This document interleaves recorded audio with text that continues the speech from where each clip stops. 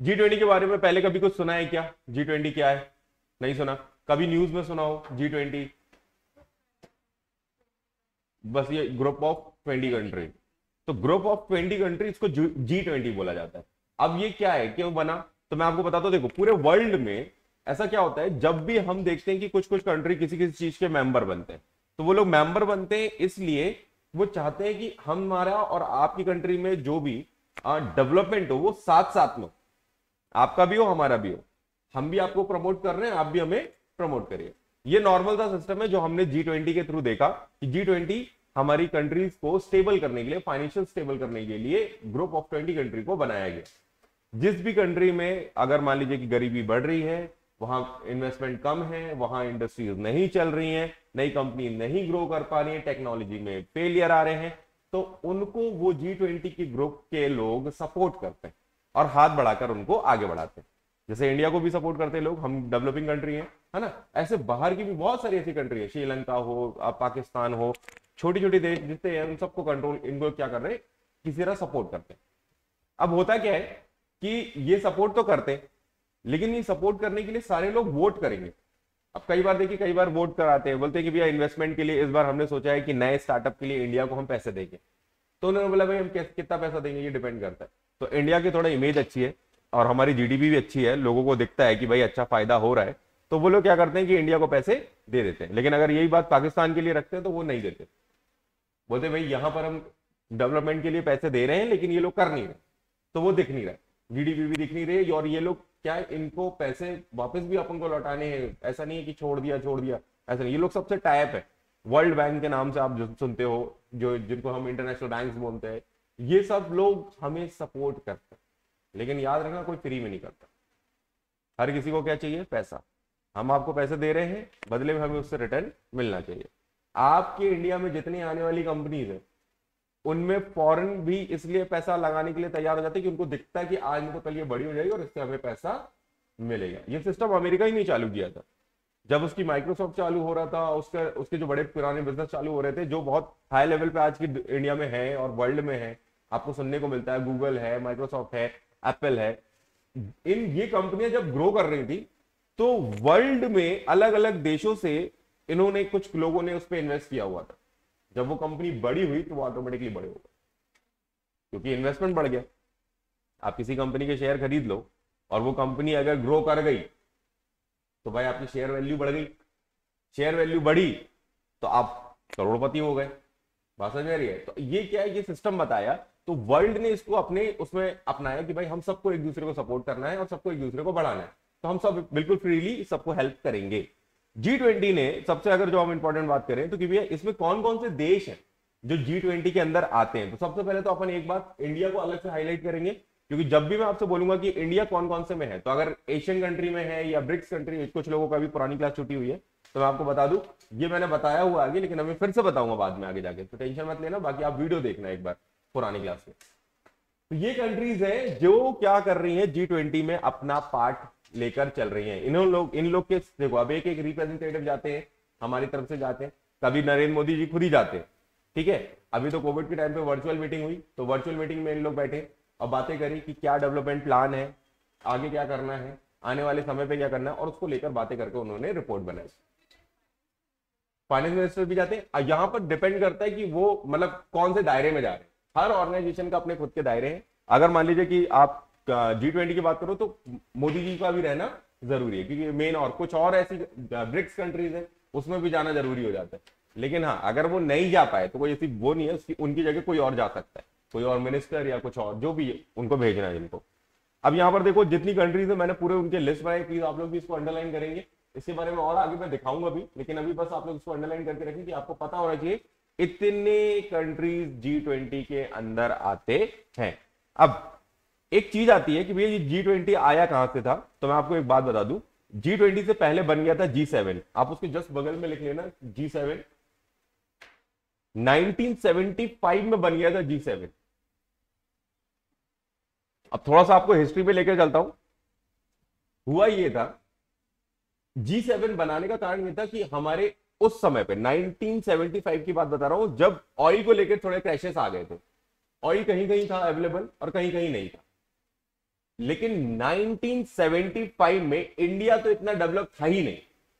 Recent हम 47 पे आजाद हुए हैं, हम इंटरनेशनल कंपनीज को तो अलाउ भी नहीं करते थे 1991 के पहले, हम बिल्कुल छुपे हुए और दबे हुए थे, ठीक है, रिसोर्सेस तमाम थे, नॉलेज बहुत था, सब कुछ बढ़िया, लेकिन हम छुपे हुए थे। लेकिन G7 जो पहला ग्रुप बनाया गया था वो उस समय बनाया गया था, G7 ने जब बनाया जब उसमें ऐसे देश थे जो पहले से डेवलप थे और एक लेवल तक पहुंच गए थे। और इन्होंने क्या किया था, ये G7 बनाकर 7 देश जो वर्ल्ड के सबसे बड़े उस समय थे, इन्होंने क्या कर दिया, मिलकर G7 बनाया और उन्होंने बनाकर अपने आप को स्टेबल कर लिया। अच्छा, बाकी लोग रह गए, हम भी रह गए। अब हम लोग लड़ ही रहे थे, हमारे साथ फाइनेंशियल क्राइसिस आ रहे थे, दिक्कत हो रही थी। तो उस समय जब ओरिजिन बोले तो ये बना था जो 1999 में, मतलब कितना टाइम लग गया हमको G20 बनाने में। असल में हमारी जैसी बहुत सारी कंट्री क्या कर रही थी, डिमांड कर रही थी कि हमें भी इसका पार्ट बनाओ, G7 का पार्ट बनाओ, आप लोग डेवलपमेंट कर रहे हो, मिलकर कर रहे हो, ग्रुप बना के कर रहे हो, हमें भी इसका पार्ट बनाओ। तो बहुत सारे देशों ने अप्रोच किया।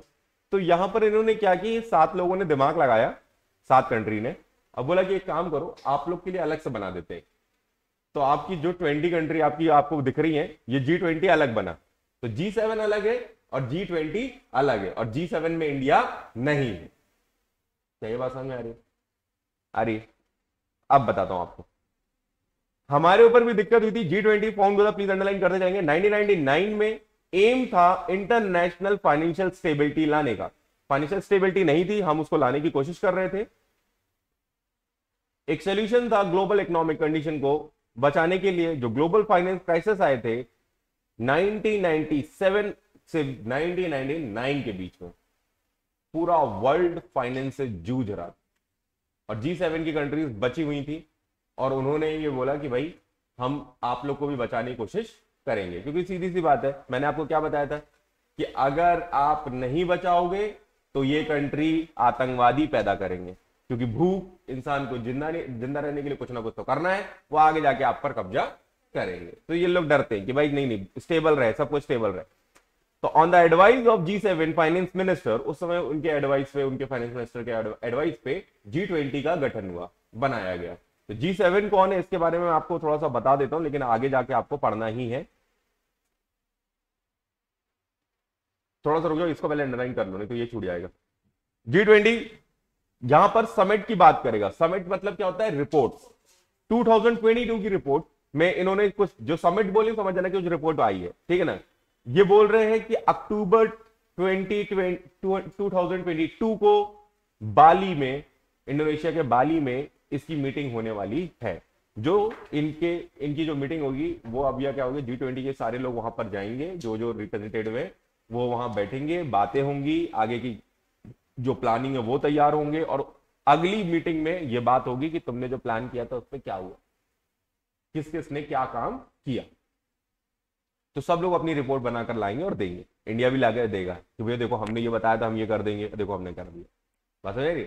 आप लोग जो देखते हो ना कि यूपीआई सिस्टम आया और कोई और सिस्टम आया, नीति आयोग आया, उससे आपने इतना डेवलपमेंट किया, ये सारी रिपोर्ट यहां पर जाके सबमिट होती है।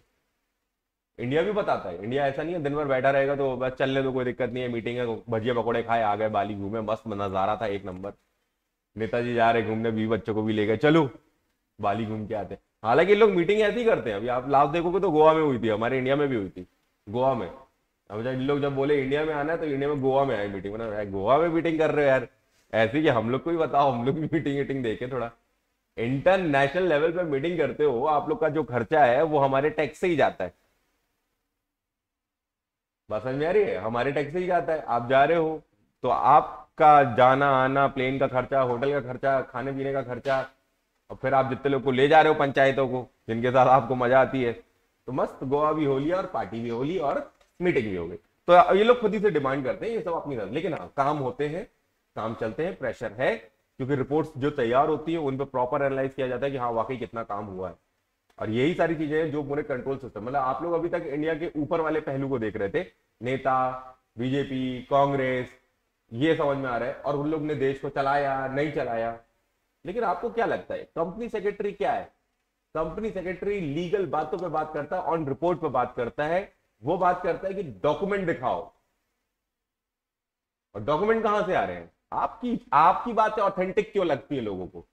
आप सीएस हो भाई, अगर आप सीएस हो तो आप रिपोर्ट देखकर बोलते हो। देश के वो लोग जो सिर्फ न्यूज़पेपर पढ़कर अपनी राय दे रहे हैं, चाय पीते पीते चाचा बोल रहे हैं कि अरे यार इस बार तो यार लग नहीं रहा है, और G20 में क्या जा रहा है, अरे इस बार इंडिया बहुत कर रहा है। आप बोल रहे हो रिपोर्ट देख रहे हो, जिस रिपोर्ट में आपको रैंकिंग दिखेगी कि इंडिया कहां पर है, फिर आप बोलोगे बॉस हवा हवाई बातें हैं, G20 की रिपोर्ट में तो हम यहां पर। आपकी बातें उनको ज्यादा ऑथेंटिक लगेगी। अच्छा ऐसा कैसे? मतलब मैंने पढ़ा है जो इस बार की समिट है उसमें इंडिया को क्या बोला गया, ये मैंने पढ़ा है, किन किन चीजों को लेकर बोला गया या क्या चल रहा है ये भी पढ़ा है। मतलब आप समझ रहे हो, आपका लेवल अलग होगा। अच्छा भैया तो हम सीएस हैं तो हमें ये सब पढ़ना जरूरी है क्या, और क्या करना है इससे पढ़ के? बेटा आपकी आने वाली जिंदगी आपके अपडेट्स पे भी डिपेंड करेगी कि आप कितने अपडेट हो। आप एज अ सीएस किसी कंपनी को जब सजेस्ट करते हो ना, तो इनने क्या डिसीजन लिए हैं आने वाले 5 साल के लिए, ये आप उस कंपनी को फिर बताते हो कि भैया देखो आप ऐसे डिसीजन लो क्योंकि आने वाले समय पे ये डिसीजन होने वाले। एक बहुत ही सड़ा सा बात बताऊं, G20 की पिछली बैठक में प्लास्टिक को बैन करने की बात की गई। वन टाइम यूज प्लास्टिक को बैन करना है, इंडिया ने कदम भी उठाया। ठीक है, अगर तुम एक ऐसी कंपनी हो, मान लो बिस्लरी में हो, और आपको वो प्लास्टिक प्रोडक्ट से ही आपका माल बिकता है, तो एज अ सीएस ये आपकी रिस्पॉन्सिबिलिटी है कि आप उनको बताओ कि लीगल नोटिफिकेशन आ रहे हैं, आने वाले समय पे आपको दिक्कत होगी, कोशिश करो कि इसको चेंज करो या मॉडल चेंज करो, क्योंकि बिजनेस तो बंद नहीं कर सकते भाई। आप कुछ और रास्ते निकालो उसको कि आप कैसे इसको बेचने वाले हो पानी को। सिंगल यूज प्लास्टिक बंद करने का बात हो रही है तो फिर आप भी इसके दायरे में आओगे, तो बहुत सारी चीजें निकलेंगी कि भाई उन लोग को अपने हिसाब लगाना, दिमाग लगाना। आपका काम है बोलना, वो फिर उनका काम है, आप उनको अवेयर करिए। एक सीएस सिर्फ इतना नहीं करता कि बस आप लाओ लेखा जोखा हम बना देते हैं, हो गया काम, साइन किया जाओ, ये नहीं है भाई।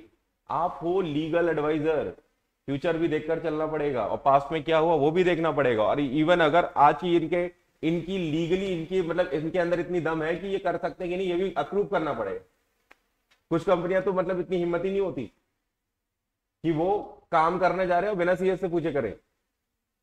भाई आपकी जरूरत क्यों है, आपको समझना पड़ेगा। आप अपनी वैल्यू नहीं करोगे तो आपको फिर लगेगा यार क्या ही है। आपको मैं धीरे धीरे बताता जाऊंगा, ठीक है ना।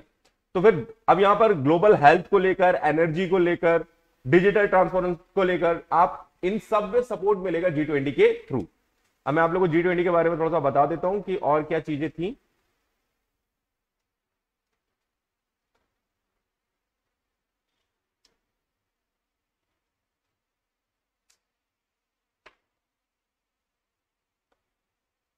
ये देखिए वर्चुअल मीटिंग हुई थी G20 की, इस तरीके से एक मीटिंग हुई G20 में। यहां पर आपको दिख रहे हैं मोदी जी भी दिख रहे हैं और बाकी कंट्रीज के भी लोग ऐसे दिख रहे हैं आपको। ये एक वर्चुअल मीटिंग है जहां पर मीटिंग हो रही है, और जब से कोविड का टाइम आया तब से हमारा काफी पैसा बचा है भाई। इससे क्या हुआ, वर्चुअल मीटिंग वगैरह थोड़ी ज्यादा होने लगी है। मतलब आज की डेट में ज्यादा जाने आने की जरूरत नहीं, ये लोग ऐसा करके मीटिंग करते हैं। सारे देश के लोग अपने अपने प्लान बताते हैं, रिपोर्ट देते हैं, हमने ये काम किया, इसमें हमारे इतना काम किया, हमने ये आगे जाके हमारे ये प्लान है। यही सारे लोग करते रहेंगे, ये इनका काम है। इनमें अगर आप देखोगे कि बीच में एक बात आई थी कि भैया G7 की समिट में मोदी जी भी गए थे। G7 की समिट में मोदी जी गए थे। पहली बात तो मैं आपको बता दूं, G7 पे इनवाइट किया जाता है कुछ ऐसे लोग, ऐसे देशों को भी जो उनको लगता है कि ये लोग सही एडवाइस दे सकते हैं, ये लोग अच्छा काम कर रहे हैं, लेकिन इनका G7 से कोई लेना देना नहीं होता। तो मोदी जी जब गए थे, तो अगर कोई क्वेश्चन होगा तो आपको ये पता होना चाहिए कि ये सिर्फ एज अ गेस्ट गए थे, और ये एक अकेले नहीं थे। हमारी बड़ी तारीफ हुई थी कि बहुत टाइम में हमको G7 की मीटिंग में बुलाया गया था। मतलब ये बहुत बड़ी बात भी है, वर्ल्ड की 7 ऐसी कंट्री जो इंडिया को बुला रही है एज अ गेस्ट। ये इंडिया का क्या फायदा? इंडिया बेसिकली जिन मीटिंग में बैठता है तो आने वाले समय पे या तो उसके मेंबर बनने की चाहत होती है उनकी कि हम G7 में हमें भी पार्ट मिले, हम भी अंदर आ जाए, तो इससे हमें और डेवलपमेंट मिलेगा, और सारे रिसोर्सेज मिल जाएंगे जो वर्ल्ड से सपोर्ट होंगे।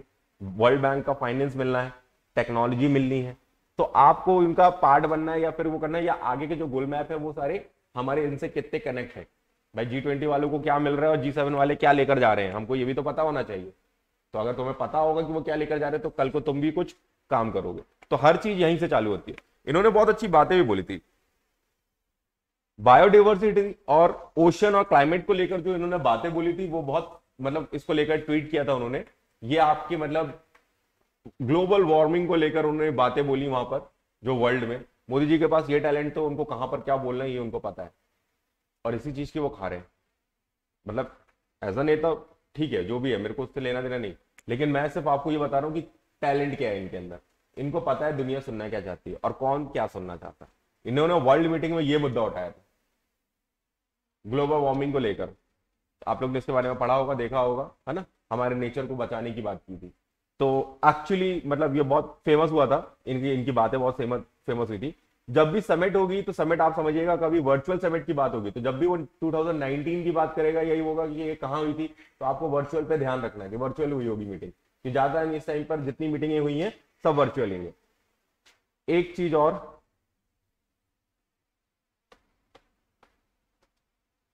भैया ऐसे कौन कौन से देश हैं जो G7 के अंदर आते हैं? अगर आप यहां पर देखेंगे तो यहां पर आपको दिख रहा है कनाडा दिख रहा है, फ्रांस दिख रहा है, जर्मनी दिख रहा है, इटली दिख रहा है, जापान दिख रहा है। अच्छा, रशिया को सस्पेंड दिखा रहा है, ये आपको बता दूं, इसको सस्पेंड कर दिया गया था। पहले ये G7 की जगह G8 हो गया था, 2014 में इसने ऐसे कर्मकांड किए जिसकी वजह से इसको फिर से सस्पेंड किया गया। इस बारे में आपको बताऊंगा, थोड़ा सा रुकना, ठीक है। फिर उसके बाद नीचे जाओगे तो यूके दिख रहा है, यूएस दिख रहा है, यूरोप दिख रहा है। आपको यहाँ पर G7 पूरी 7 कंट्री दिख रही है। रशिया को सस्पेंड करने के बाद वो वापस से 7 हो गई, बीच में वो G8 हुई थी, लेकिन रशिया को वापस सस्पेंड करने के बाद वो वापस से G7 हो गई। अब आपको ध्यान रखना है, हाँ अभी भी 8 नहीं 7 है। नहीं, यूरोप एक्चुअली वो है, मतलब उसका कॉन्टिनेंट गिना जाता है, वो अलग है, वो मैं उसके बारे में बाद में बताऊंगा। हाँ कंट्रीज बता रहे हैं, यूरोप को अलग से वैसे नहीं ट्रीट करोगे कि आप कंट्री उसको लोगे, अभी उसमें बताऊंगा, उसमें एक लॉजिक है।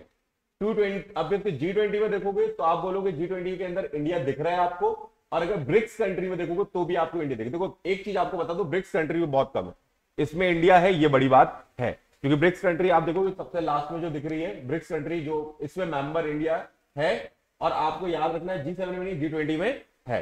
तो आप लोग ऐसे याद रखना, ठीक है ना, भूलना नहीं, क्योंकि क्वेश्चंस में जब आएंगे तो ऐसे आएंगे। और अब एज अ गेस्ट सिर्फ इंडिया को नहीं बुलाया गया था, आप अगर देखोगे तो बाकी कुछ कंट्रीज को भी बुलाया गया था। तो आए थे ये लोग भी, साउथ अफ्रीका भी था, स्पेन भी था, ऑस्ट्रेलिया भी था। स्पेन तो हर बार ही रहता है, मतलब हो सकता है कि आने वाले समय पर होगा, जब सबसे पहले जो एंटर करेगा ना G7 में वो स्पेन ही करेगा, ऐसा वो लोग बोलते भी हैं, क्योंकि हर बार वो इनवाइट करते ही है स्पेन को। इंडिया को ये मौका मतलब शायद पहली बार ही मिला होगा, लेकिन बाकी सबको तो मतलब इनमें से किसी न किसी को बुलाते रहे एज अ गेस्ट कि G7 की मीटिंग है, आप आइए। ये अच्छे एडवाइजर हो सकते हैं, अच्छे नेता हो सकते हैं, अच्छे स्ट्रांग जिनका लीडरशिप है, इनको ये लोग बुलाते हैं और बात करते हैं कुछ चीजें ताकि इनको पता चले।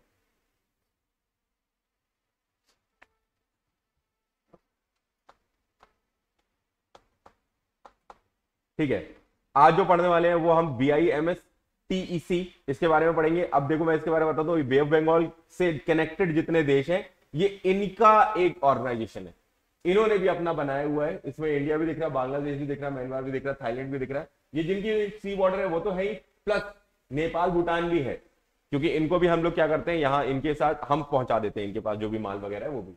तो हमारे बीच में भी एक अच्छा कोऑर्डिनेशन होना चाहिए। कल को ऐसा ना हो कि भाई हम सब इस बात पे लड़ जाएं कि ये जो समुद्र है इसके थ्रू हमें जो भी व्यापार करना, हमारा बहुत सारा माल जाता है यहां से आता है, ये कनेक्टिविटी हमारी चलती रहती है। अब इसको लेकर रूल्स रेगुलेशंस और फिर हमारे इनके डेवलपमेंट, इवन आफ्टर यहां से मतलब ऊपर हम लैंड एरिया से पहुंचाते हैं इनके पास तक, तो हम जनरल तौर पे अपने आसपास के जितने देश हैं उनके साथ मिलकर एक और ऑर्गेनाइजेशन चला रहे हैं, जिसको हम अभी आगे जाके बे ऑफ बंगाल से लीड करते हुए जो इकोनॉमिक डेवलपमेंट, और फिर से वही बात करेंगे ये लोग कि हमारा स्टेबिलिटी, हम सब आपस में ग्रो करें। सबको पता है कि अगर आप इन सबको सब, जैसे अभी श्रीलंका ही है, अब ये बहुत बुरी सिचुएशन पे, जब से ये बुरी सिचुएशन पे आया तो आपको पता है यहां पर डिफेंस सिस्टम हमारा कितना एक्टिव हो गया, कौन आ रहा है, कौन जा रहा है, कौन आ रहा है, कौन जा रहा है, बहुत तेजी से देख रहे हैं। इसका रीजन क्या है? क्योंकि ये अब मतलब अगर मान लीजिए, अब देखिए सीधी बात है, किसी भी किसी भी अगर देश में कभी क्राइसिस आते हैं और वो बुरे हाल में चला जाता है, मतलब तो वो उसके पास खाना पीना ये नहीं मिल रहा और पैसे नहीं है, दिक्कत हो रही, तो भाई ये आपके देश में एंटर करना चाहेंगे, और फिर यहां पर वो भले उनको लड़ना क्यों ना पड़ जाए, कब्जा करने के लिए वो कुछ भी करेंगे। बात समझ में आ रही है?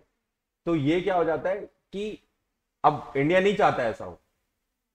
इंडिया ने तुम्हें पता है डोनेशन दिया है, अभी इनको पैसे दिए, तो मोदी जी ने पैसे दे दिए कि भैया ये सोचकर कि भाई इनका डेवलपमेंट वापस से हो, ठीक हो जाए, क्योंकि कोई ये नहीं चाहता कि किसी के आजू बाजू कोई भी इतना गरीब हो जाए कि तुम रिस्की हो जाओ। बात समझ में आ रही है? हर सिस्टम ऐसे ही चलता है। मैंने पहले भी बोला ये ऑर्गेनाइजेशन सिर्फ इसलिए बनी हुई है ताकि तुम सेफ रहो, और तुमको सेफ रहना है तो बगल वाले को भी डेवलप करो, अगर वो नहीं रहा तो तुम खतरे में। बात समझ में आ रही है? तो ये सारी चीजें इसी के लिए चल रही हैं। अब इसके बारे में आगे बताऊंगा, लेकिन अभी देखो कि बे ऑफ बंगाल इसलिए बोला जा रहा है क्योंकि ये सी से रिलेटेड जितने अपने अपने काम चल रहे हैं वो अपन और उस साइड के सारे देशों को मिलाकर बनाया गया। ठीक है, इसमें वो बोल रहे हैं कि भैया बांग्लादेश, इंडिया, श्रीलंका, थाईलैंड, बाद में म्यांमार और नेपाल और भूटान को भी लेकर आए हैं। इन सबको जोड़कर हमने बनाया, 1997 में इसको फॉर्म किया था। ये मेनली वही इकोनॉमिक की बात करेंगे कि भैया इकोनॉमिक डेवलपमेंट, टेक्निकल डेवलपमेंट, सारी चीजें इनमें कवर होंगी। एक बहुत अच्छी चीज बता दूं कि भैया इन्होंने बोल दिया कि हाँ हम मालदीव को, अफगानिस्तान को, पाकिस्तान को इसका पार्ट नहीं बना, और ये नहीं बने अभी तक। तो इन्होंने भी प्रेशर डाला था कि हमें इसका पार्ट बनाइए, लेकिन हमने नहीं बनाया। दिक्कतें क्योंकि बढ़ती रहती हैं, और जैसे जैसे दिक्कतें बढ़ती जाती हैं तो हम देखते जाते हैं कुछ देश ऐसे हैं जो सपोर्ट नहीं कर रहे हैं, तो अल्टीमेटली हम उनको अपने ग्रुप में शामिल नहीं करते। हर किसी का, क्योंकि करप्शन एंड ऑल देखोगे तो इनका बहुत हाई है। तो हालांकि मालदीव तो थोड़ा टूरिस्ट की वजह से अच्छा चल रहा है, लेकिन अगर आप प्रॉपर ये देखोगे कि कुछ देश सपोर्ट कर जाते हैं, कुछ देश नहीं करते, तो अपन को देखना पड़ेगा कौन है कौन नहीं। फिर दिक्कत ये है कि अब दूसरा कि करप्शन की अगर आप बात करोगे तो करप्शन 2019 की अगर आप बात करोगे तो आपको एक लिस्ट और डेटा आएगा, और आगे अगर भी एक और आने वाला है तो मैं आपको रिसेंट वाला बताऊंगा, ये अभी आप लोग इतना ध्यान मत देना। लेकिन इसमें आपको बता दूं ये क्या बताते हैं। ये बताते हैं कि वर्ल्ड में ऐसी कौन सी कंट्री है जिसके यहाँ करप्शन सबसे कम है, उसको रैंकिंग मिलेगी 1 2 3 4 की, ये है जिनमें करप्शन कम है। और जहां पर आपकी रैंकिंग दिखेगी भाई, उसकी रैंकिंग दिख रही है कि वो जा रहा है 90 80 100 पार 200 300 400, समझ जाओ कि ये बंदा करप्ट। अब इंडिया में आप जो देखते हो वो क्या होता है कि भाई आपने देखा जिस जो नेता है वो अच्छी अच्छी बातें बोल रहे हैं, न्यूज है वो भी अच्छी बातें बोल रहे हैं, सब कुछ अच्छा अच्छा चल रहा है, तो बुरा तो कुछ है ही नहीं। हमको पता कैसे चलता है आपको, लेकिन इसकी मतलब जड़ तक पहुंचना पड़ता है। तो आप इन जो ऑर्गेनाइजेशंस है इनसे रिपोर्ट्स उठाते हो, हर किसी की रिपोर्ट आएगी, और आप एक के भरोसे नहीं बैठते। आप G20 की रिपोर्ट उठाते हो, ब्रिक्स कंट्री की रिपोर्ट उठाते हो, उसमें इंडिया है ना, आपको दिखता है, और फिर आप देखते हो कि भैया एशियन कंट्री है, या फिर लोग ने क्या बोला इंडिया के, एशियन कंट्री में हम नहीं है, लेकिन हम उनसे पूछते हैं कि हमारे बारे में क्या चल रहा है।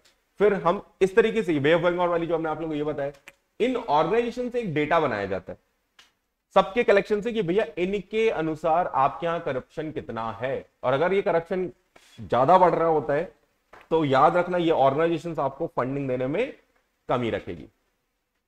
बात समझ आ रही है? क्योंकि उनको दिखता है क्या है, पाकिस्तान में यही हुआ, करप्शन अगर उसने देखा ज्यादा बढ़ गया, उन्होंने फंडिंग दी, नेताओं ने पैसा ले लिया, अपने बंगले अंगले खरीद लिए, और इंडिया के मतलब पाकिस्तान के बाहर ले लिए, फॉरेन में उनके अच्छे खासा इन्वेस्टमेंट है।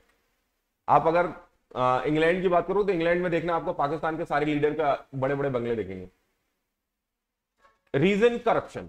और ये नहीं बोल रहा हूं कि इंडिया उसमें मतलब पीछे है, इंडिया भी है, चल ही रहा है, लेकिन करप्शन है जो मतलब खत्म कर देता है। आपको एक बात बताता हूं, अगर आप वर्ल्ड की बात करोगे ना, डेनमार्क हो गया, न्यूजीलैंड हो गया, सिंगापुर हो गया, स्विट्जरलैंड हो गए, बड़े छोटे छोटे हैं है ना, ये नॉर्वे हो गया, जर्मनी हो गया, ये सब मतलब ये क्रीम में आते हैं, ये सब में मतलब सबसे कम करप्शन होता है। आप अगर देखो 1 1 3 4 4 4 7 8 9 9, मतलब ये 10 के अंदर आते हैं। मतलब ऐसा नहीं है करप्शन नहीं है, लेकिन बहुत कम है। अच्छा अंतर क्या है मैं बताऊं, इंडिया और बाहर से अगर आप कंपेयर करते हो जब, तो अंतर ये है कि इनके यहाँ जब कोई करप्शन करता है, तो जैसे मान लो किसी ने, कोई पॉलिटिकल लीडर है या किसी ने करप्शन किया, तो वो जिस सोसाइटी या जिस सिटी में रहते हैं ना, वो जगह छोड़ देते हैं, वो सब कुछ बेच बाच के चले जाते हैं। और ऐसी जगह जाते हैं जहां उनको कोई नहीं जानता, सारे लोगों से दूर। रीजन ये होता है क्योंकि उनको उनकी सोसाइटी ना बिल्कुल मतलब ऐसा कर देती है, बिल्कुल जैसे आप बिल्कुल बॉयकॉट हो, हमारे लिए कुछ नहीं, हो ही नहीं, आप एग्जिस्ट नहीं करते आप। और उनको बहुत गिल्ट कराते हैं, बोलते आप तो बहुत बुरे हो, आपने बहुत बुरा किया, आपने गवर्नमेंट के थ्रू मिलकर आपने पैसा खा लिया। आप कभी मान लीजिए उनके बीवी बच्चे शॉपिंग मॉल में घूम रहे हैं तो वो उनसे बात नहीं करते और अपने बच्चों को दूर कर लेते, इनसे बात नहीं करना, ये गलत लोग। ये लेवल है कि उनको खुद से इतना बुरा लगने लगता है ना कि यार हमने क्या पाप किया यार, अब यार लो पैसे खाए हैं। वो बोलते हैं आपने सोसाइटी का पैसा खाया है, वो इस तरीके से रिएक्ट करते हैं, आपने सोसाइटी का पैसा, आप बहुत बुरे लोग। उनके वो जहां जाते हैं वहां उनकी बुराई, पार्टियों में बुलाना बंद, कहीं भी कुछ भी हो रहा है उनको बुलाना बंद, उनके साथ जुड़ना उड़ना बंद, उनको बिल्कुल अनफॉलो कर देना, हर चीज से मतलब हटाना। एक ऐसा लेवल क्रिएट कर देते कि मतलब वो नेता को भी ये बुरा लगने लगता है कि भाई मैंने गलती कर दी, और वो वापस देश छोड़ के भागने उसको, अब वो नहीं रह सकता वहां, क्योंकि सीधी सी बात है कि वो इस ऐसा उनका सोसाइटी कल्चर है। अब तुम इंडिया की बात करो तो मालूम ये बहुत उल्टा है, यहां बहुत उल्टा है। यहां अगर हमको पता चल जाए कि हमारे वहां पे मोहल्ले के अंदर यार ये बंदा इसने करप्शन किया है, इसने 100 करोड़ गप कर लिए, अपन जाएगा कभी शॉपिंग मॉल में या कहीं मिल जाए तो वो दिलेरी से घूमता है, अपने यहाँ रेट पड़ी थी, समझे, बड़ी बात। और जो मिलता है वो क्या बोलता है, बोलता है भाई कैसे किया बता, हाँ हमारे ऊपर भी तो कुछ चीटे डाल, पूरा अकेला खाएगा। अच्छा अपनी अप्रोच उल्टी है, हम उसको स्टार बना देते 100 करोड़ देखा। अबे पगलो, तुम्हारा ही पैसा गया है, वो तुम्हारे टैक्स का पैसा गया, वही गया उन लोग ने उठाया, वो चोरी की है उनने। और उनकी सभाएं होती हैं, एज अ लीडर बुलाया जाता है तो माइक लगते हैं, लोग खड़े हैं, हाँ चिल्ला रहे हैं, हाँ ये भी है जो भी है। और पता है वो फंसा है भाई करप्शन में, लिप्त है, इतना पैसा उड़ा ले गया वो गवर्नमेंट का, आपका टैक्स का, और हम उसको हीरो बना देते हैं। भाई साहब यहां अगर आप देखोगे तो हमें 80 नंबर मिले हुए हैं, कहां 1 2 4 की बात कर रहे हैं। अच्छा न्यूज में ये सब नहीं दिखाते हैं कि मतलब वो हमेशा अच्छी बात हो रही है, सब चंगा चंगा बड़ी। हाँ इतने बड़े घोटाले भाई, एक नहीं 3 3 4 4, एक खत्म नहीं हो रहा दूसरा आ गया। मतलब भाई कानून भी उसको सजा दे रहा है तो ऐसे दे रहा है, 7 साल तेरे को उस वाले केस के लिए, 4 साल तेरे को उस वाले केस के लिए, 5 साल तेरे को उस वाले केस के लिए। अरे कुल मिला के बोले यार मैं कंफ्यूज हो गया। मतलब अब जिंदगी तो पूरा बूढ़ा हो गया, बाहर रहते रहे, कोई पॉलिटिशियन जेल में है क्या भाई, जाते हैं थोड़े समय के लिए रहते फिर बाहर आ जाते हैं, और इनकी केस चलते रहते ये बूढ़े हो जाते हैं भाई, वो अपनी नॉर्मल डेथ बाहर ही लेगा, बुड्ढे में ले जाके एक टाइम बाद उसको रख भी नहीं सकते। बात समझ में आ रही है? तो मतलब जिंदगी तो उसने जी ली ना पूरी। और क्या किया आपने, आपको पता चलता है जब इनके पास ऐसी प्रॉपर्टीज हैं जो इन्होंने करप्ट तरीके से लेकर आए, उसको सीज नहीं किया, उसे अलग नहीं किया, या उन्हें मतलब वो सजा नहीं दे पा रहे, ये सिस्टम कब बदलेंगे? बहुत बेसिक बेसिक सी चीजें हैं, काम करें तो हो जाएगा, लेकिन होता नहीं इनसे। चलिए देश दुनिया, लेकिन हमको हमेशा याद रखना, अपनी बुद्धि खुली रखना, कब क्या चल रहा है, उसके पीछे क्या रीजन है, सारी चीजें समझ कर चलना, ठीक है। तो ये बे ऑफ बंगाल के बारे में और अंडरलाइन करके रखो। यहाँ पर मल्टी सेक्टर्स, यहाँ पर बेसिकली टेक्नोलॉजी और फिर से इकोनॉमिक कॉपरेशन की बात करेंगे। ये एक दूसरे को कॉपरेट कर रहे हैं, Bangladesh, India, Myanmar, Sri Lanka, Thailand, Nepal और भूटान बाद में आया। जब भी इंडिया आएगा तो उसको बहुत अच्छे से हाईलाइट कर लेना, क्योंकि आपको ये पता होना चाहिए कि भाई ये वाली ऑर्गेनाइजेशन में इंडिया भी है। इनकी रिपोर्ट बहुत जरूरी है। ये लोग अपने अपने जीडीपी भी बताते हैं कि भाई इसके, मैंने आपको पहले ही बताया हुआ है, हर ऑर्गेनाइजेशन अपने अपने लेवल पे जीडीपी बताएगा। एशिया में अगर इंडिया की जीडीपी देखो तो अलग है, वर्ल्ड में इंडिया की जीडीपी देखोगे तो अलग है, बस वही। और इन ऑर्गेनाइजेशन के हिसाब से अगर जीडीपी देखो तो वो भी अलग है, क्योंकि देश ही अलग है। बाकी डिटेल में बहुत ज्यादा अभी जाने का नहीं, अभी डिटेल नहीं, अभी सिर्फ बेसिक बेसिक पे कवर कर रहा हूं। इंटरनेशनल फाइनेंशियल कॉर्पोरेशन भी आप लोग को होगा। अब आप लोग ने वर्ल्ड बैंक बहुत बार सुना, ये sister of organisation of World Bank, ये एक तरीके से उसी की जैसा है। इसे हम मानते भी हैं कि भैया IFC जो sister of organisation of World Bank, जो वर्ल्ड बैंक है उसी के जैसा है, लेकिन इसका काम बस ज्यादातर मतलब देखिए गरीबी हटाना और सारे इकोनॉमिकल डेवलपमेंट सारी कंट्री के लिए, ये भी वही काम। इंटरनेशनल फाइनेंशियल इंस्टीट्यूट,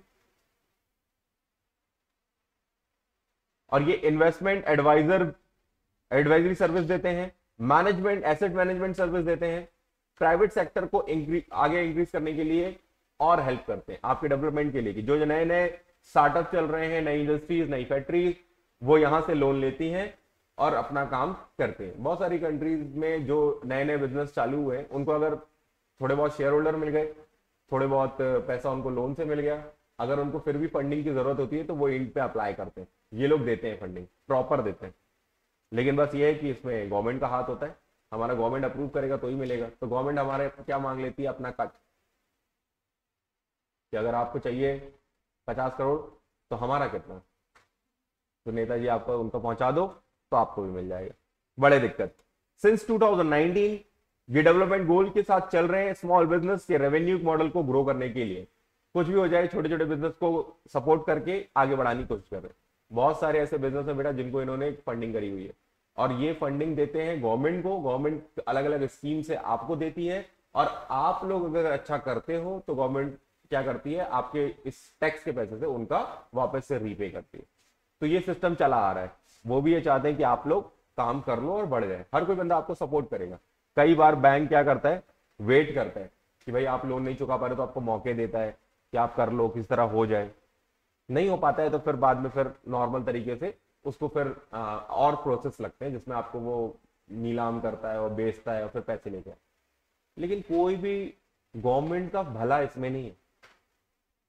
मतलब अगर आप ये सोचोगे कि गवर्नमेंट क्या है, बेच दे, अच्छा है, उसको पैसा मिल गया, अभी तुम्हारे बिजनेस को बेच के उसको उतना फायदा नहीं होगा, अल्टीमेटली लॉस ही होगा, क्योंकि वो फंडिंग उसने कहीं और से उठाई थी। ऐसी जो वर्ल्ड बैंक आपको सुनने को मिल रहा है, यही लोग हैं। तो IFC से अगर उसने पैसा उठाया और आपको दिया, उसने कम इंटरेस्ट पे गवर्नमेंट को चार्ज किया, गवर्नमेंट ने तुमको चार्ज किया इंटरेस्ट पे, तुमने लोन लिया, तुम बिजनेस चला रहे हो, नहीं दे पाए पैसा, तो गवर्नमेंट क्या करेगी, उसको सीज कर देगी।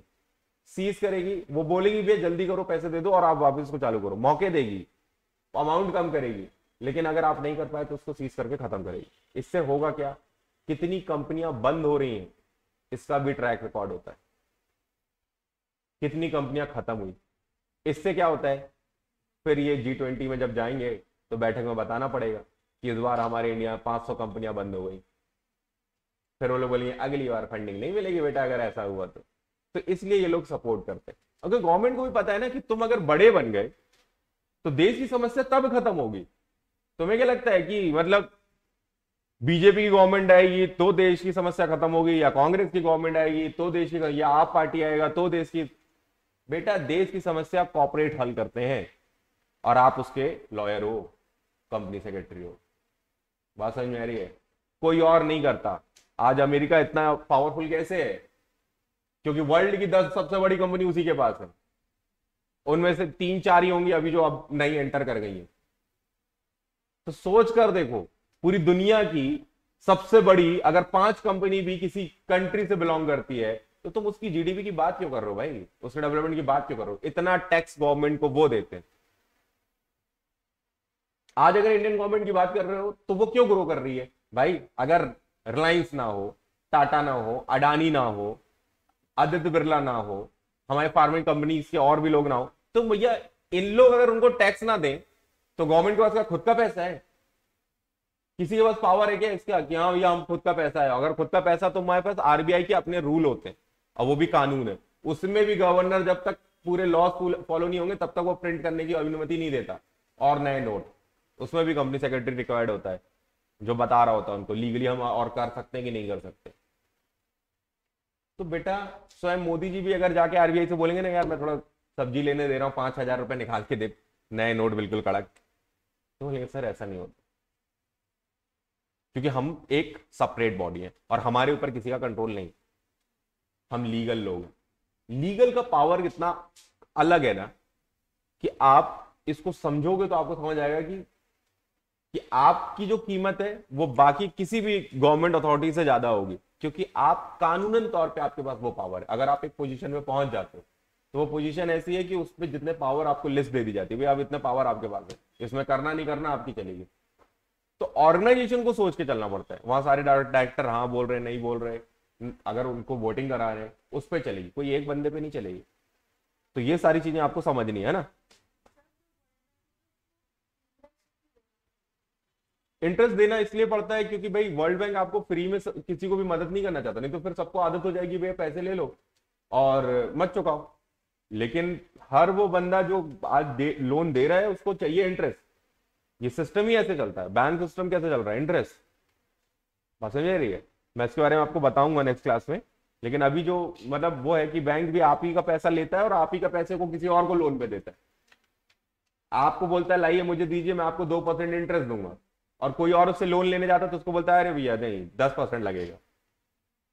उनसे लेता है 10%, तुमको देता है 2%, उसके पास फ्री का पैसा कितना परसेंट? बात समझ रही है? लेकिन अब तुम बोलोगे यार भैया 8% फ्री में कमा रहे, तो भैया रिस्क भी तो ले रहे। तुम्हें पैसे चाहिए तो वो तो कहीं से भी लाके देगा, लेकिन कुछ देगा आएगा कुछ नहीं। इनने लाके जमा किया, इनके पैसे मैंने लोन पे लगा दिए, अब ये वापस आए लेने, तो मैंने क्या देखा कि भाई अभी तो मैंने लोन पे लगा दिया, तो तुम आए थे फिर से जमा करने, मैंने तुम्हारा पैसा उठा के इसको दे दिया। बात समझ में आ रही है क्या? अगर मैं इस जाल को बताऊंगा तो शायद हो सकता है तुम्हारा बैंक सिस्टम से भरोसा भी उड़ जाए, लेकिन बताना जरूरी, आगे बताऊंगा। IF, फिर आगे बढ़ते हैं।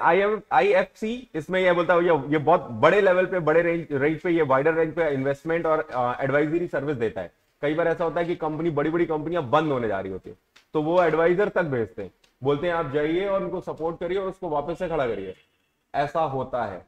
किंगफिशर के साथ भी ऐसा हुआ था। किंगफिशर जब विजय माल्या भागा तो उसके बाद क्या हुआ, जिससे उसने लोन लिए थे बड़े बड़े हमारे बैंकों से ही लिया था, 11,000 करोड़ तो हमारा ही लोन है। फिर इसके बाद हमने जो उनने बाहर से भी लोन लिया था, इंटरनेशनल बैंक उनको देते हैं लोन, तो वो हालांकि गवर्नमेंट के अप्रूवल के साथ ही देते हैं, लेकिन दिया। तो इनके यहां से एडवाइजर आए और उन्होंने बोला कि देखो उनके जो बिजनेस चल रहे हैं और जो प्रॉफिट दे रहे हैं उनको कंटिन्यू चलाओ। तो किंगफिशर का जो बियर वगैरह है वो सब चल रहा है, उनका बिजनेस अच्छा है लेकर में, तो वो चल रहा है, लेकिन कंट्रोल अब विजय माल्या के पास नहीं। हम वसूल रहे हैं उनसे, भाई जो तुम्हारा धंधा जो चलता हुआ रहेगा हम उसको चलाएंगे, गवर्नमेंट बोलेगी उसको चलाओ, या तो वो खुद चलाएगी या तो कैसी प्राइवेट वेंडर को बेच देगी। ठीक है, कि मेरा गवर्नमेंट क्या करेगा, नीलाम कर देगा, आपसे मैं किंगफिशर का जो अल्कोहल वाला ये डिपार्टमेंट है मैं बेच रहा हूं, तो जिसको बोली लगाना है, जिसको लगाना लगा दो, रतन टाटा भी लगा दे, अंबानी भी लगा दे, अडानी भी लगा दे, जिसको देना तो भाई प्राइवेट सेक्टर को बेच देंगे। गवर्नमेंट को नहीं किया मगजमारी कि मैं बिजनेस चलाऊं, वो देश चलाने बैठा है, बिजनेस नहीं। वो चलेगा, टैक्स आएगा, पैसा उनका रिकवर होगा, लोन का पैसा कटता जाएगा। तो ये क्या होगा, धीरे धीरे सिस्टम ठीक होगा। एयरलाइंस देखा, किंगफिशर की एयरलाइंस सारी के सारी डेप पे जा रही, वो सब खत्म है, लोन है, खर्चा है, नहीं हो सकता। इन्हीं एडवाइजरों ने बोला उसको मत उठाओ, उसको उठाया तो लॉस पे जाएंगे। अल्टीमेटली आप बियर की इनकी जो कंपनीज इनसे कमाओगे और इन्हीं के फिर से लॉस भरोगे एयरलाइंस पे। उसको मत उठाओ, जो इनके प्रॉफिट विंग थे उनको उठा लो। तो उसके होटल्स, उसके होटल चेन्स और जो उसके क्या बोलते हैं लिकर बिजनेस, इन सबको क्या किया गया, गवर्नमेंट कंट्रोल में लाके चलाया गया। क्योंकि बंद करना ऑप्शन नहीं है, चलाना एक ऑप्शन है, इसलिए एडवाइजरी सर्विस जिंदा है, आज भी मैनेजमेंट सर्विस जिंदा है। इनके बहुत जल्दी ये लोग पहुंचेंगे, एक मीटिंग होगी डायरेक्टर्स, उसमें वन ऑफ देम इनकी तरफ से अपॉइंट कर दिया जाएगा, जो इन्हें बार बार गाइड करेगा। ठीक है, इसके बाद एशियन डेवलपमेंट बैंक है, ये अपन नेक्स्ट क्लास में करेंगे क्योंकि मेरी मीटिंग एंड होने वाली है, फिर निशिका तेरे को भी दिक्कत होगी, है ना? ठीक है, अभी तक यहां तक क्लियर है? कोई भी दिक्कत तो प्लीज मुझे चैट पे जवाब देना, है ना निशिका? चलो, यहां तक में आप लोग को यहां तक क्लियर हो गया सारी चीजें पक्के से? ठीक है, तो जितनी चीजें अपन हाईलाइट कर रहे हैं ना उसको बस पढ़ते रहना, ठीक है? और क्वेश्चन याद रखना, आपको डायरेक्ट क्वेश्चन नहीं आता है। जितने क्वेश्चन आप पढ़ते हो वो डायरेक्ट क्वेश्चन होते हैं, वो कभी डायरेक्ट नहीं पूछेंगे, वो कभी कभी घुमा घुमा के ही पूछेंगे, और ऐसा ही लगेगा ये आउट ऑफ सिलेबस हो गया। लेकिन वो out of syllabus current affair में क्या होता है कि नॉलेज ही आपका काउंट करते हैं वो, कि आपको कितना नॉलेज है इसके बारे में। इसलिए मैं पहले बेसिक बता रहा हूँ कि आपको पूरा एक स्ट्रक्चर बताता हूँ कि क्या क्या चीजें होंगी। तो अभी आप इंटरनेशनल में थोड़ा थोड़ा ग्रिप बना रहे हो, इसके बाद जब मैं क्वेश्चन दूंगा तो और क्लैरिटी आएगी कि कौन कौन सी चीजें ऐसी हैं जो और डिटेल में जाती हैं, कि अपन को ये पूछा गया, इसका अंदर का ये पूछा गया, ठीक है? वो क्वेश्चन की प्रैक्टिस से होगा, तो मैं आपको क्वेश्चन की प्रैक्टिस करवाऊंगा जब होगा। सिर्फ हाईलाइटेड को हम ये देख रहे हैं कि किस तरीके से हम, देखो, हम सिर्फ पढ़ना सीख रहे हैं। जैसे मैं आपको बोलता हूँ ना न्यूज पढ़ना, क्या तरीके होने चाहिए, तो वो तरीके हमारे ये हैं। अभी हम जो पढ़ रहे हैं, जो हाईलाइट कर रहे हैं, उससे हमको ये पता चल रहा है कि देखो तुम्हें बहुत डेप्थ नहीं पूछेगा, यही पूछेगा कि भैया ठीक है, अब ये एशियन डेवलपमेंट बैंक की बात करो तो 1960 में आया था, ठीक है, एक ऐसा इंस्टीट्यूट जो फाइनेंशियल इंस्टीट्यूट है, इस इसको लेकर दिमाग में ये सब चीजें बैठेगी जब, तो तुम्हें ईयर याद रहना चाहिए, क्यों हुआ ये याद होना चाहिए, कितने लोग को सपोर्ट करता है, कौन सी जगह पे ये चालू हुआ, फर्स्ट मीटिंग कहां हुई, ऐसी जनरल बात। बहुत ज्यादा डिटेल नहीं पूछता है सीएस। सीएस में कॉर्पोरेट की जो नॉलेज है, क्योंकि अगर वो देखोगे तो वो आप बहुत सारी चीजें कवर करता है, इसलिए वो थोड़ी थोड़ी सब कवर करेगा। आज अभी इंटरनेशनल बता रहे हैं, कल बैंकिंग बताएगा, फिर पॉलिटिकल भी बताएगा, लीगल बताएगा, लीगल सबसे ज्यादा बताएगा, फिर वो खुद अपनी इंस्टीट्यूट के क्वेश्चन ज्यादा पूछेगा कि कंपनी सेक्रेटरी में और नया कोर्स में क्या आ गया। बात समझ में आ रही है? तो ऐसे क्वेश्चन आते हैं जनरल। अभी उसकी टेंशन मत लो, मैं क्वेश्चन की प्रैक्टिस की आपकी अलग अलग चीजें करवाते करवाते तो प्रो करा दूंगा, कोई दिक्कत नहीं। वो आप सीखोगे, करोगे, फिर मैं आपको टेस्ट दूंगा, आपको करके देने होंगे। हालांकि मैं जितने क्वेश्चन देता हूँ उसी के अंदर से टेस्ट देता हूँ, तो अब वो तो बनना चाहिए, है ना। तो प्रैक्टिस अभी चालू होगी। आप लोगों को हो सकता है आज सॉफ्ट में कुछ क्वेश्चन आए, तो तैयार रहना, ठीक है, उनको करके रखना, फिर मैं आंसर भेज दूंगा उसके। लेकिन उनको गूगल करना, आराम से देखो, कोई दिक्कत नहीं। क्या है कि गूगल करते हो जब आप, तो आप रिसर्च करते हो। करंट अफेयर एक ऐसी चीज है जिसको आप रिसर्च करते हो, और जब रिसर्च करते हो तो वो चीजें याद रहती है। अब गूगल करो, थोड़ा सा उसको पढ़ लो कि हाँ ये क्या है, इसकी डिटेलिंग थोड़ी सी देख ली। हर वो चीज जो नई चल रही है अभी, क्योंकि कुछ लोग न्यूज़पेपर नहीं पढ़ रहे हैं, इसलिए मैं बोल रहा हूँ। अभी रिसेंटली यूपीआई कौन से देश में अभी अलाउ हो गया, मतलब आप यूपीआई जो पेमेंट करते हो वो पेमेंट सिस्टम कौन से देश में भी अलाउ हो गया। मतलब आज कल को आपको गूगल पे करना है, तो अगर उस कंट्री में गए तो वहां का उनका उनका मतलब जो आपका करेंसी है वो लेने की जरूरत नहीं है, आप यूपीआई से डायरेक्ट पे कर सकते हो। कौन सा देश है, कोई पता है? ये पता है? अच्छा बता, अंदाजा लगाओ कि यूपीआई पेमेंट इंडिया में आया है ना, इंडिया का है, चलो यूपीआई पेमेंट। ये यूपीआई पेमेंट हमारे इंडिया के पास सबसे पहली कौन सी कंट्री होगी जिसमें ये यूज होने लगा होगा? हाँ बोलो, ट्राई तो करो, तुक्के तो मारो। क्या? अमेरिका? अमेरिका तो वहां तो बिल्कुल नहीं होता, डॉलर है ना, तो वो तो उन लोग बहुत रोते हैं। ये समझना, वो तो स्ट्रिक्ट रहता है, वो बहुत जल्दी अलाउ नहीं करता है। इंडिया में आप यूपीआई करते हो, आप ये बात समझ रहे हो ना। चाइना में जाओगे तो करेंसी अलग हो जाएगी, समझ रहे हो ना। तो समझो कि अगर आप किसी और देश में जाओगे, तो ऐसी कौन सा देश है जो सबसे पहला देश होगा जहां पर हमारा यूपीआई चलने लगा था? बाकी तो हाँ, तो पेटीएम के मालिक ने भी वहीं पर देख के आए थे कि ट्राई अच्छा किया तूने, मतलब सोच अच्छा रहे, लेकिन देश कोई और है। दुबई तो अभी रिसेंट है, ये तेरा पुराना वाला है, जो रिसेंट अभी दुबई है, 2 महीने पहले ही हुआ है दुबई। दुबई में भी आप यूपीआई पेमेंट कर सकते हो, लेकिन मैं पहला देश पूछ रहा हूँ। हमेशा पहला याद रखना, दुनिया दूसरा तीसरा नहीं पूछती, सबसे पहले पहला पूछती। इंडिया में तो यूपीआई हो ही रहा ना दीदी, तो यूपीआई तो हो ही रहा होता है, इंडिया के बाहर पूछ रहा हूं। तुक्का मारो, बॉर्डर्स को देखकर अच्छा तुक्का मारो। नेपाल। मतलब क्या होगा ना, तुम्हें ये खोलना है, दिमाग को खोलना है। सबसे पहले तुम ये देखो कि यूपीआई हमारा जो इंडिया में है, अब वो देखो बॉर्डर देखोगे तो आपकी नेपाल ऐसी है, हमारा आना जाना होता रहता है, तो सबसे पहले कहां आएगा? तो लॉजिकली देखोगे तो नेपाल ही होगा। तो इंडिया को अब वहां पर यूपीआई पेमेंट अलाउ है, तो इंडियन अब वहां पे करेंसी लेकर जाने की जरूरत नहीं है कि जाओ पहले नेपाल की करेंसी में चेंज कराओ, फिर उसके बाद नेपाल की करेंसी में उसको दो, ठीक है, ऐसा नहीं होगा। और ये बहुत इजी भी है, अगर आप देखोगे तो आप नेपाल कभी जाओगे तो बाय रोड ही देखना, आपको पता ही नहीं चलेगा आप एंटर कर गए उसके नेपाल में। तो वहां पर जब आपको बॉर्डर्स पे आपको पता चलेगा कि अंदर जाने के बाद आपके इंडियन रुपीस नहीं चलते, आपको उसको कन्वर्ट करवाना होता है। तो जो कन्वर्ट करवाना है, अब भाई परेशान होगा इंसान, कन्वर्ट करवाओ, फिर उसके बाद कुछ खरीदो, तुमको भूख लगी, केले खाना, तुमने 1 दर्जन केले मांगे, उसने बोला नेपाली करेंसी चाहिए, इंडियन करेंसी नहीं चाहिए, तो आपने उसको क्या कर दिया? गूगल पे कर दिया। यूपीआई पेमेंट, गूगल पे, फोन पे, आप ये जो देखो ये सब कनेक्ट किससे? यूपीआई से। यूपीआई हमारी बॉडी है जो हमें अलाउ कर रही है कि आप पेमेंट कर सकते हो इनके थ्रू। बिजनेस मॉडल को समझने की कोशिश करना, बहुत सारी चीजें टेक्नोलॉजी वाइज बहुत सारी चीजें चेंज हो रही। अच्छा आप लोग ने एटीएम कार्ड तो देखे, एटीएम कार्ड आप लोग को मिलते हैं जो बैंक से, तो वो बैंक आपको जो प्रोवाइड कर रहा है एटीएम कार्ड, आप लोग ने उसके नाम देखे? वो आप लोग क्या सोचते हो कि वो बैंक ने बना कर दिया है? वीजा देखा कभी? चीजों को देखना चालू करो, इन सब से तुम्हारा पाला पड़ने वाला है, ठीक है। तुम्हें क्वेश्चन आएगा कि जो कार्ड्स हैं उन कार्ड कंपनियों के नाम क्या है? तो उन कार्ड कंपनियों में कभी कभी नाम देखना, कौन कौन से नाम होते हैं। वीजा कंपनी दिखती है आपको, रुपए दिखता है, रुपए इंडिया का है, और अमेरिकन एक्सप्रेस दिखता है, कभी मास्टर कार्ड दिखता है, मास्टर कार्ड दिखता है कभी लिखा। कभी आप एटीएम के, मम्मी पापा के एटीएम को पकड़ना या अपना भी हो तो उसको देखना, उसमें कार्ड में लिखा होगा। हम यूज नहीं करते। एक मतलब कितना भयंकर चेंज आता है वर्ल्ड में जब ये कार्ड सिस्टम में बात करूं, तो बेटा इंडिया के बैंकों में इतनी दम नहीं है। बात समझ रही है? इंडिया के बैंकों में इतनी दम नहीं है कि वो एक ऐसा मतलब ये इंटरनेट से चलने वाला सिस्टम बना दे जिससे तुम कहीं भी पेमेंट कर लो। इतनी टेक्नोलॉजी हमें एडवांस नहीं है। तुम जब कार्ड से पेमेंट करते थे ना, वो जमाना जो तुम कार्ड से ऐसे पेमेंट किया, हाँ पिन डाली, अभी भी करते हो, ये हमें बाहर से मिला है, ये अमेरिका ने बनाकर दिया था। और उसने तुम्हें पता क्या किया था? पूरे वर्ल्ड के बैंकों को बेचा है।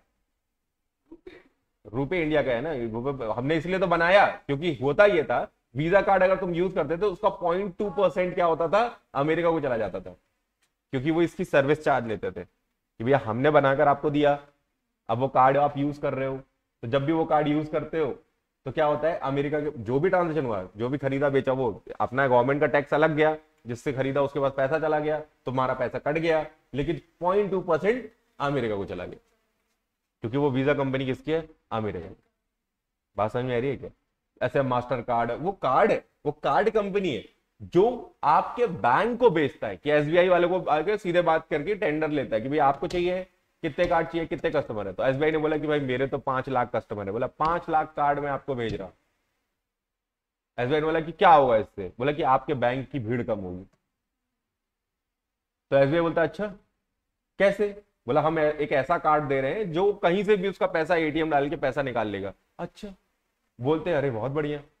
फिर जब उन्होंने बोला कि अरे ये तो बहुत बढ़िया हो जाएगा, बैंकों का सिस्टम क्या हो गया, थोड़ा इजी हो गया, पहले कितने एम्प्लॉय लग जाते थे और आपको कितनी बार बैंक जाना पड़ता था, आज बैंक कितनी बार जाना पड़ता है। बात समझ में आ रही है? टेक्नोलॉजी हावी हो रही है और सारी चीजें क्या हो रही है, सिस्टम ऐसे बनाए जा रहे हैं, तो आपको कार्ड मिल गया, आप लेकर घूमते हो। अब फिर और चेंज आया, आपने बोला यार, बैंकों ने बोला कि अप्रोच है क्या, कोई और सिस्टम भी है जिससे पैसा जमा भी हो जाए।